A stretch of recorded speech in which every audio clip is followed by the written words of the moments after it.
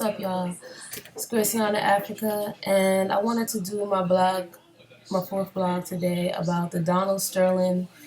He is still trying to ruffle the feathers of African Americans, obviously. He's a proud racist. He ain't hiding it. He letting you know. Donald Sterling letting y'all niggas know, okay? That he likes himself occasional bed wenches every now and then. He's not hiding it. I'm not surprised. Um, I'm not surprised by that. I'm not surprised by his actions. A lot of people online were up in arms and saying, what kind of black women would do this? Look, a bedwench come in every color, shape, or form. Bedwench can be white, Chinese. There's Chinese that trade on their own people too. For that right good line of coke, for that people are slaves to anything, whatever they need. This is a capitalistic dog eat dog world. So, you see, he ain't had no real sister that loved herself on there. Had them mixies, or them ones that with the European weaves, looking like wannabe. Don't know what it is, but he was, hey, that's what he thinks the finest black woman is. That's good for him because it ain't. It's the saddest black woman. Saddest black woman to be next to that nasty ass man after the way he feels about black people. But I'm sure that he's doing it just to ruffle the feathers of African Americans because of what the NBA did. And I'm glad that he had to step down. He needs to step down, step away, and go away forever. We don't care what you do. You can do every little tactic you want to do to try to get attention. It's not going to work because we know you're pathetic now. So just don't even pay attention to that. I wouldn't even pay attention to Donald Sterling no more. I mean, I don't even want to look at his face. I just disappear. He's lucky he's not in jail, which he should be. In my world, he would be locked up under the cage. But that's a whole different subject. I also want to talk about the Aaliyah Lifetime movie.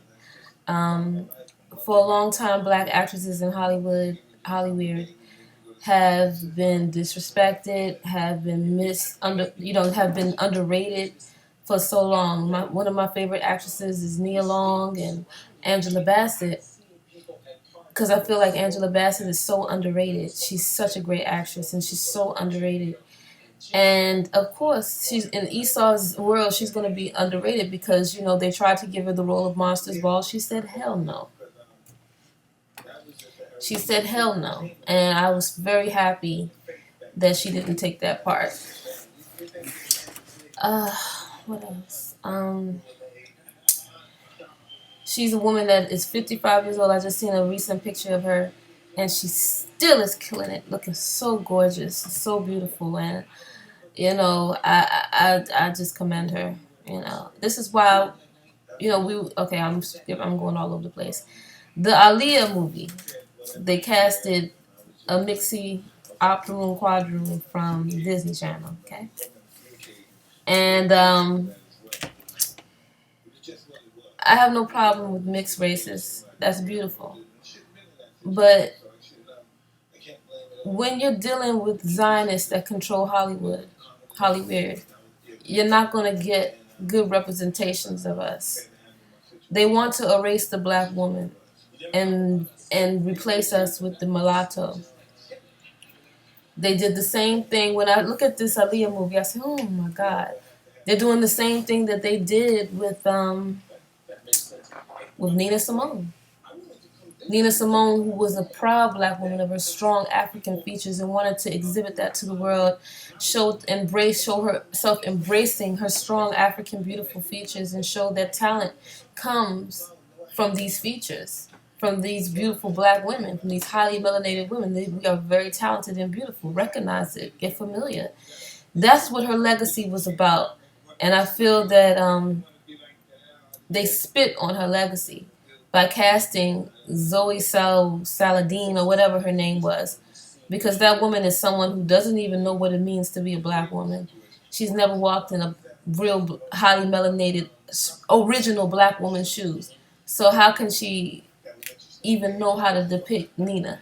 The family was against it, And I was very happy that the family was against it. I don't even know if the film is even going to come out. It probably will, because these Zionists, they control everything, especially in Hollywood, and they're doing it for a reason, to get a reaction from us.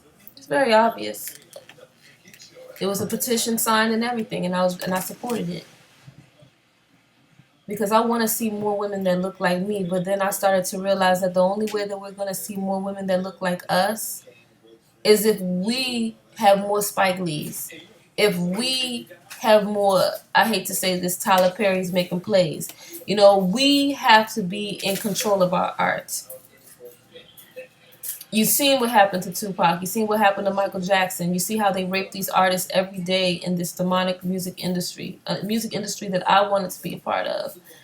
But I had to be smart, and I had to play smart and understand that I have to be in control of my own music and not let anybody distribute it in a way where I'm a control puppet. It can't happen. It's not happening in 2014. People are building their own brands. People are building their own businesses. And that's important. You need to do that. You need to know how to have control of your own. And this is what we need to teach our children now. We have to teach them this now. They got to catch up. It's too late. They've got to catch up and understand what it means to be entrepreneurs and to be owners, and to how to let the money circulate and stop using money and currency to control you like a slave, so you can just throw it right back into the oppressor's hand. You need to know how to make it circulate, and you need to know how to make it feed your future generations. We have to understand economics, and that's something that I'm still trying to understand and study to pass on to my seeds, especially to myself, because there's so many things that I want to do. Now back onto the Aaliyah movie. It's the same thing like Nina Simone, like I said, and it's really sad. But if we keep on depending on these Zionist beasts to depict us in any way, they're going to keep on disrespecting us the way they've been doing. And that's just the way it is. We have to have our own Black Hollywood. We have to have our own independent film companies. We have to be able to show our children the right images of themselves, and not these diluted, watered down images that they want to continue to show us. We cannot let them have control of showing the biopics of the lives of our artists, of our musicians, of our activists, of people that are very dear to us. It's like my favorite quote: "He who controls the images controls your self-esteem and your self-development. He who controls the history controls the vision."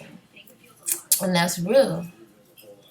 And if they're in control, they're going to do what they want to do. That's why we got to take the control, and we have to be in control of the images, because the images are what have affected a lot of us. I mean, some of y'all gonna die in them wigs and them weaves and them hair hats. Y'all gonna go in your casket like that. And that's how Whitney Houston went in her casket. It's a lot of y'all that would do that. It's a lot of y'all that would do that. And I'm sorry, I was thinking about, I'm sorry. Yeah, I love Whitney Houston. Whitney Houston is why I wanted to sing. I wanted to be just like Whitney Houston. Whitney Houston taught me very valuable lessons about sexuality. Like, you don't have to be a sex symbol for people to listen to your voice and pay attention to you. You can be sensual and you can be sexy, but once you become a character, then that takes away from your essence. And then all you are is that character and nothing more. All you are is those smoke and mirrors on the stage. But when can you just stand there and sing and let that just be enough? And the people love you just for that. Not anybody could do that, but Whitney could. Whitney could. And that's why I learned that from her. But yeah, they put her in a casket in that damn European wig. And that hurts me. I'm sorry. It hurts me, Black America, that we still want to look like this European beast and not want to embrace how Allah made us, how the universe made us. You know, I'm crying about it because it's like it could be. We have the power to make it like where people are going to want to look like us.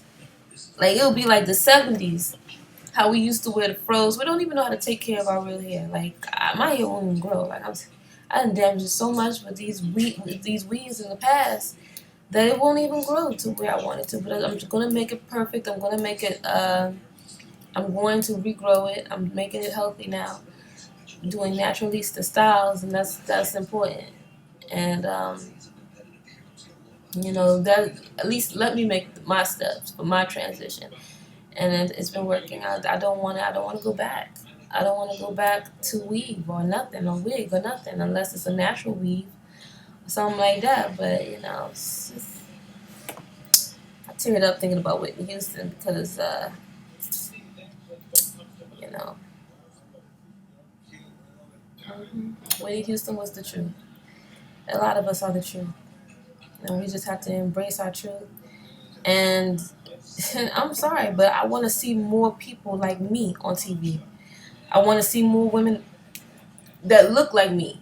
You know what I mean? And we don't see that. We see mixies. That's what they want to replace us with. They want to show the world that we're diluted. We don't even put our dark skin or our highly melanated women to the forefront no more. We don't no longer exist. We are all diluted mixies. It's really sad. They know what they're doing. And if we want it to stop, we gotta be in control of our shit. And that's it. That's all I gotta say about that. I'm out.